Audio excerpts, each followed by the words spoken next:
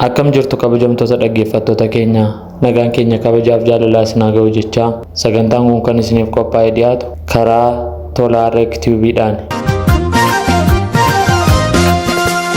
Sila kana miti anaaf kana malu sila kana tina mite ammame nyumna hila.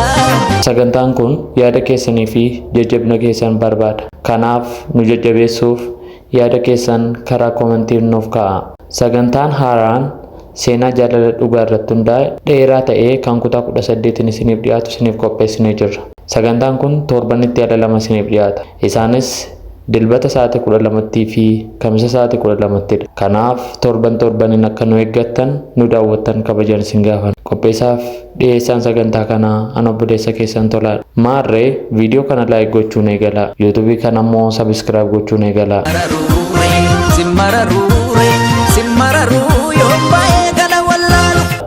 Namoonni seenaa keessan dabarfachuu barbaadan karaa Telegram screen irra isinii barreeffamee jiru nu qunnamuu dandeessu. Sagantaan keenya kutaa tokkoffaa seenaa marartuu seenaa jaalala dhugaa irratti hundaa'e isiniif jalqabeera. Maarree itti dhiyaadhaa. Kutaa tokkoffaa seenaa jaalala dhugaa gabaabaa marartuu.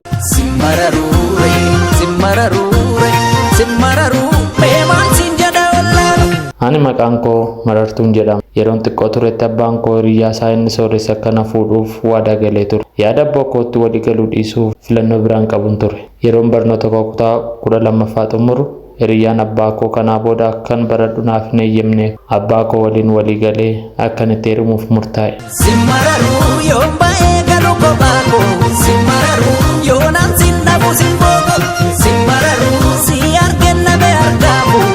Cidha akkam bareedu akka aadaa akaakayyuu fi abaabayyuu duriitti gaa'ela bareedaa naannoo keenyatti argame hin beekneen bareechanii na heerumsiisan.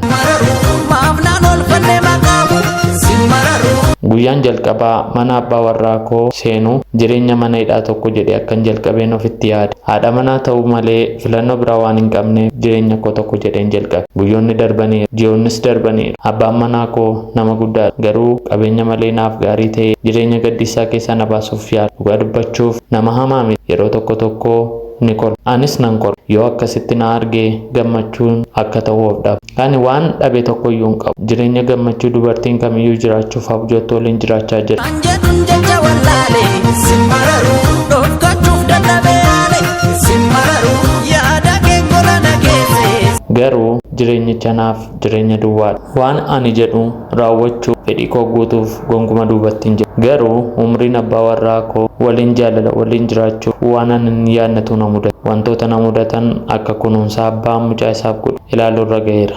Hanga ammaa abbaa warraa koo obbo Abdiisaa waliin sireen qooddan.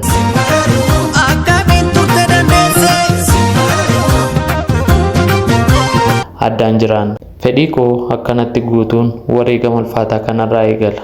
Hanga kanaaf qophaa'utti fedhii akkan hin qabnee fi obsa akkan hin qabne yeroon itti himu mufatullee fedhii koo hin mormine. Kanaaf nama gaarii ta'uu isaa onnee kootu ragaa ba'a. Garuu waan an beeku inni qabatamaan sirriitti na jaallata. Gaaf tokko abbaan koo yeroo na daawwachuuf dhufe kutaa biraa keessa ciisee akkan jiru yeroo bare baay'ee mufate. Jireenya warqee akkasii siif kennee maaltu si mufachise jechuun miira aariitiin natti dubbate. Akka ati akka nataati yoomnaaf gale jechuun beekamsa abbaa koo akkasitti naaf hin galle.